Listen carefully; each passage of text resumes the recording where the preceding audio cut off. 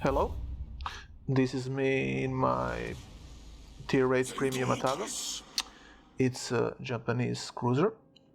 The Japanese cruiser have excellent guns with excellent fire chance, so they're gonna be your bread and butter to start fire and burn everything. Atago is basically Zao on Tier 8. Zao is Tier 10 Japanese line cruiser. You have my screen on the build.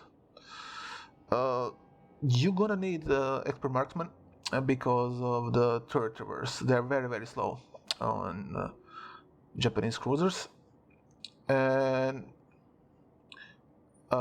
you want to buff your fire static capabilities, so you want to take demolition expert. And you want to take the concealment because it's a cruiser and they have very low concealment. The guns are maybe not long-reaching like some other cruisers, like on the Russian, German, or even French line, but they are very strong. Even AP is no joke. It's very high damage output, and you have 2 or 3mm guns, so you can citadel the cruisers with ease. It represents the flat broadside, and the guns are very accurate. The modus, it's nothing special. I like to take acceleration upgrade on my slot 4.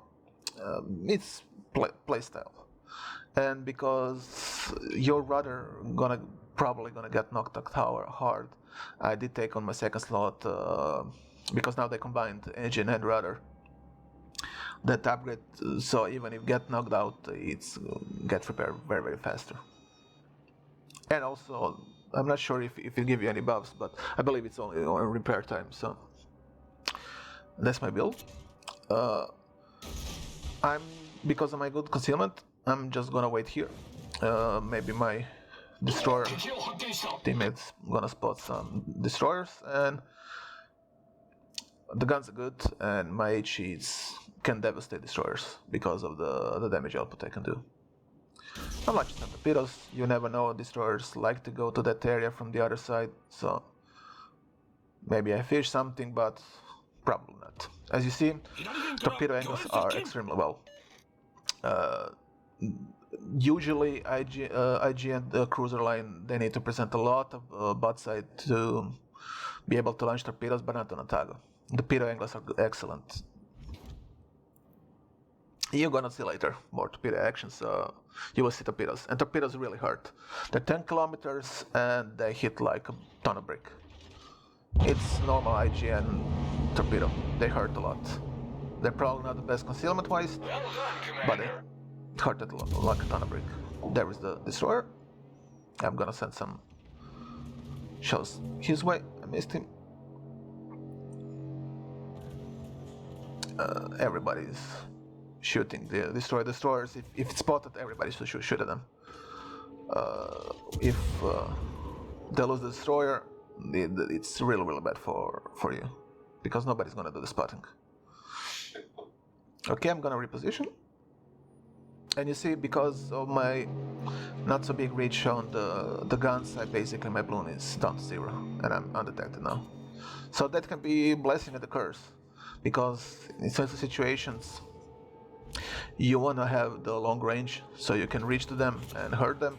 On the other hand, in certain situations you don't want to have the large range on the guns, because that will increase your bloom. So if you shoot, you're gonna be detected in certain positions, even when you're behind the island. Because of it, you will be able to be undetected.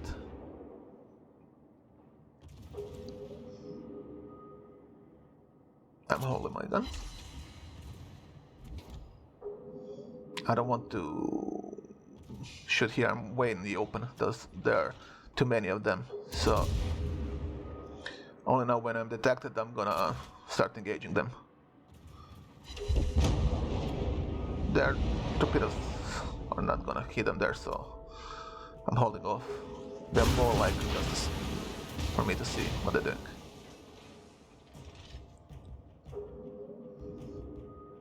Calm down. Get undetected.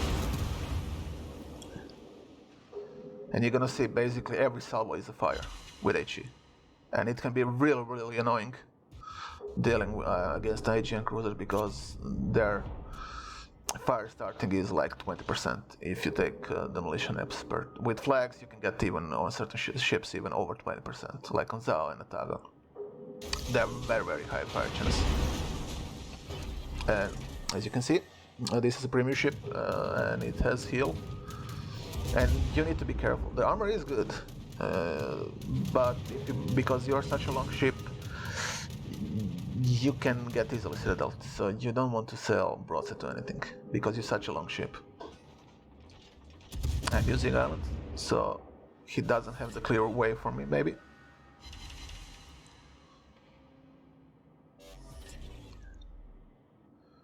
Torpedoes are looking good.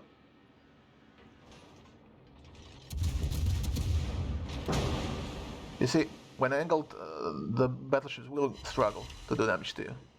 The armor is good if you angle, but if you're broadside, you're gonna get citadel.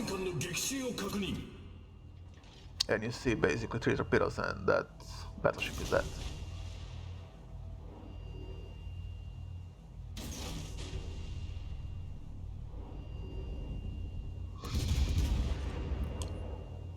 And again, you will see the HE is really, really potent. High damage output, very high chance of fire, and HE is your bread and butter in Japanese cruisers. I'm only shooting here HE because I want to set him on fire. If he was already on fire, I will switch to AP, because with AP I will get more damage output. But because he is not on fire, I want to start to take damage.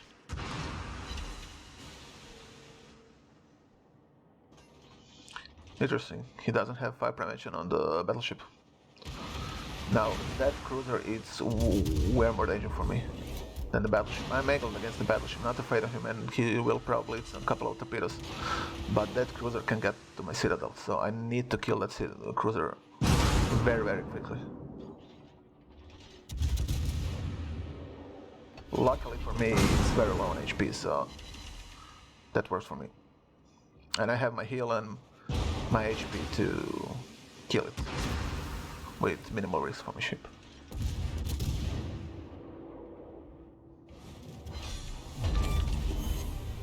And you see it here, like basically every salvo is a fire.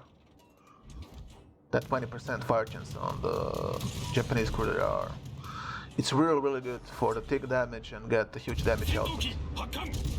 But that doesn't mean you shouldn't switch to AP if you have flat broadsides.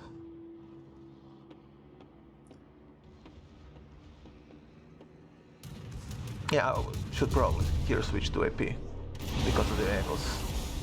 Because he's beached, I'm launching torpedoes behind him because he will reverse it, so he will reverse into them. And never mind. My buddies, get rid of him. Enemy Atago just get a huge salvo on me.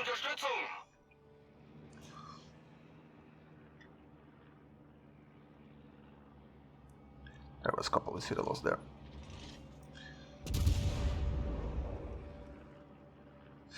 The thing with the IGN cruisers, because of their slow turret traverse, you will need to prepare yourself, like in Battleship, what you want to engage and when. Because this special captain, this is Yamato Isaroko captain on here, because I run my Yamato Isaroko on my Zao. So my guns can follow me in a turn, but usually, even with the expert marksman, your guns will not follow you in a turn. So you need to be in advance prepared on what you're gonna. You see, AP is very, very potent. Citadels. You wanna prepare your guns in advance. They're not like on Germans or some other nations where they swing very, very rapidly and very, very quickly. So you wanna plan your engagements. And you basically ambush Predator, like you see here. Popping in, someone popping out, and when they focus on somebody else, then engaging them again. Because then they need to swing guns to me. So I have time to, even if I need to, they maybe be able to 1 or 2 salvos pop at me, and then I'm fine. I'm back into my concealment. The concealment is excellent under 10 kilometers, so even if you're basically like a destroyer, even if you want to play like that, you can torpedo from the stealth because you have the 10 kilometer torpedoes. Now Battle for Sea is over. There's only that little destroyer there. I don't like that there is too much of my guys chasing that destroyer. I don't like that. The enemy is coming for B. The battle for B will be starting now, so I'm going for the B.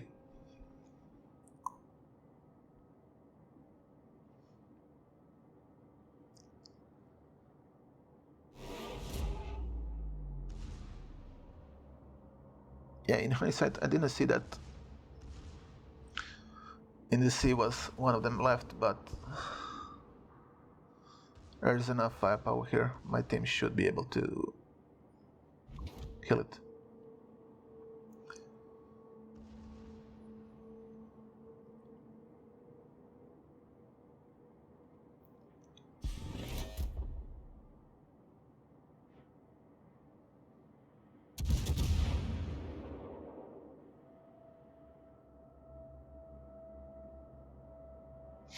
And I like having my expert marksman, expert loader, because on my cruisers, because I like to switch and I have the proper ammunition type for whatever I'm engaging, so I don't have to wait full reload on my guns.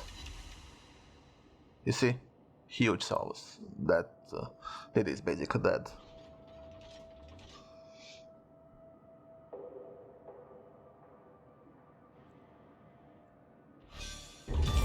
There, he burned to death.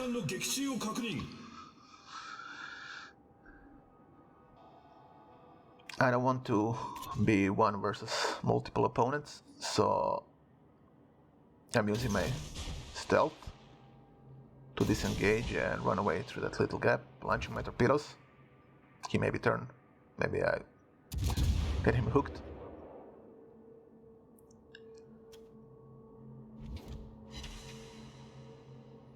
And I'm kiting now and I'm fine engaging him while I'm kiting. The IGN cruisers are very maneuverable, rush extremely good, so you can kite and engage them that way when you're prepared to engage people like that.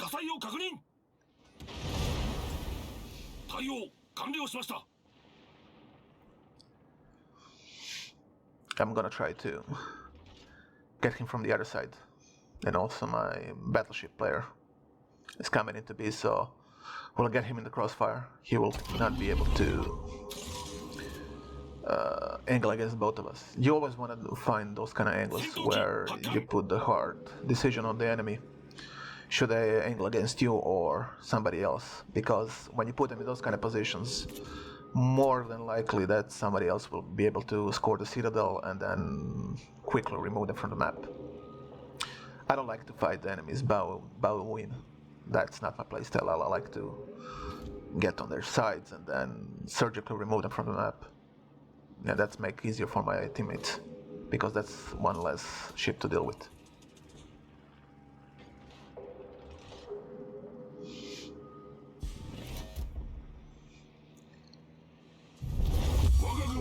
Now this is a mistake on my part. I shouldn't shoot there. I should have waited for the get proper angle on the mines and then get him in one salvo, but now he's already angled, so... And it's German cruiser, they have the turtle back on their cruiser, so now it's gonna be hard for me to sit alone. I could shoot him in one salvo if I was waiting with my guns, but I was greedy, so... But I believe I will be able to get him in the end, so...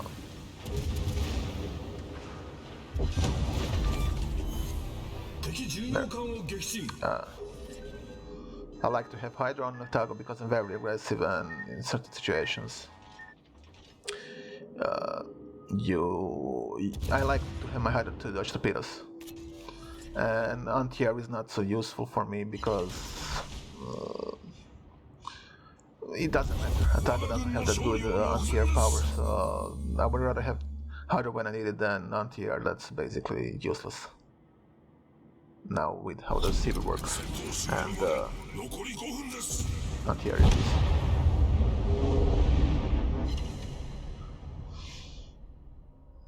And yeah, he killed me because I was too greedy too early, so I get too much damage taken by the mines. If I waited, I probably would be able to get them all.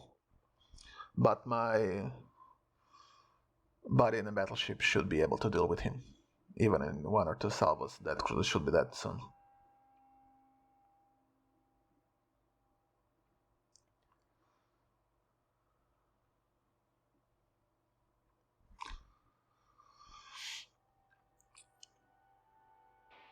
Let's just see from which side that cruiser will decide to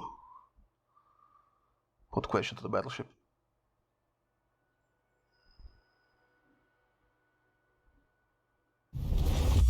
And that's the Massachusetts, that's a secondary battleship, so even if that cruiser got spotted and very close, his secondaries will probably be able enough to kill it.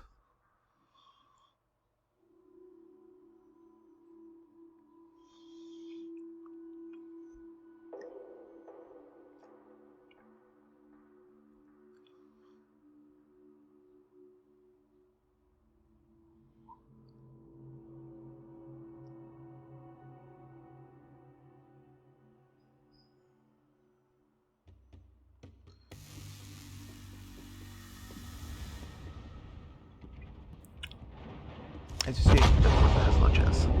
Even that low and that battleship popping like that broadside, he had no chance.